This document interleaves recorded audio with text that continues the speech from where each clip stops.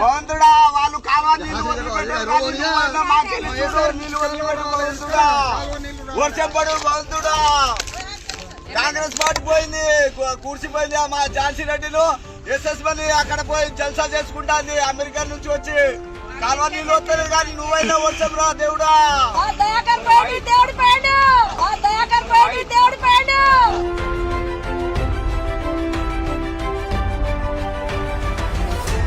మాకు నీళ్లు లేక మేము ఎంత అవస్థ చేస్తున్నాం అంటే అంత అవస్థ చేస్తున్నాం.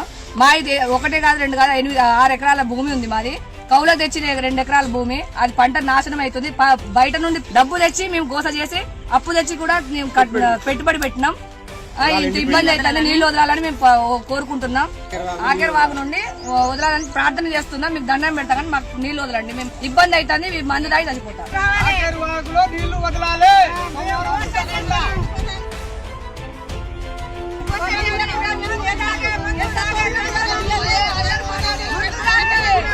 డబ్బా తీసుకొని